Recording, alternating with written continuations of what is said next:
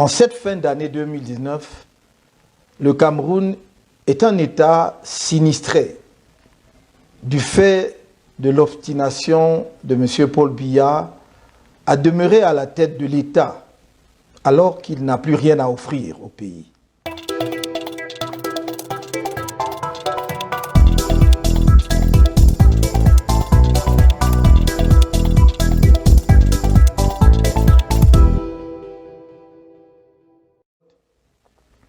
Nous voici parvenus à la fin de l'année 2019, qui a été marquée par des événements politiques, sécuritaires, humanitaires et économiques graves.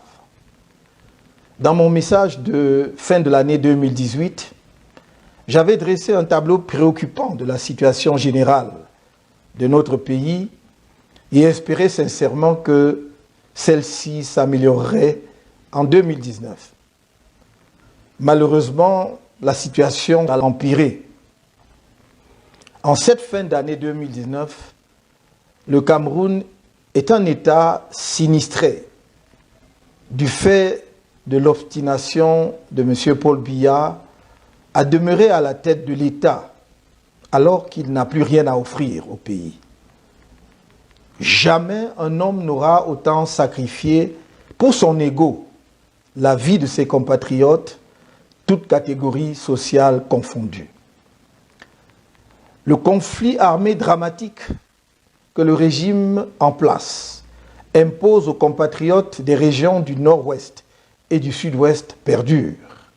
Et malgré l'évidence que nul ne pourra gagner cette guerre par les armes, le pouvoir refuse la tenue d'un dialogue sincère pour y mettre fin. Le bilan de cette guerre fratricide est terrible. Sur le plan humanitaire, environ 3 000 et 12 000 morts selon les sources parmi les populations civiles, des centaines d'éléments des forces de défense et de sécurité tombés armes à la main, plus de 50 000 réfugiés au Nigeria, des centaines de milliers de déplacés internes, des centaines de villages détruits, une pratique généralisée de la torture, des actes de barbarie et des exécutions extrajudiciaires, des arrestations et des détentions massives. Sur le plan économique et social, l'arrêt des activités de nombreuses entreprises installées dans ces régions, des milliers d'emplois détruits dans un pays miné par un chômage élevé, notamment parmi les jeunes, et les 2 régions déclarées zones économiquement sinistrées par le gouvernement.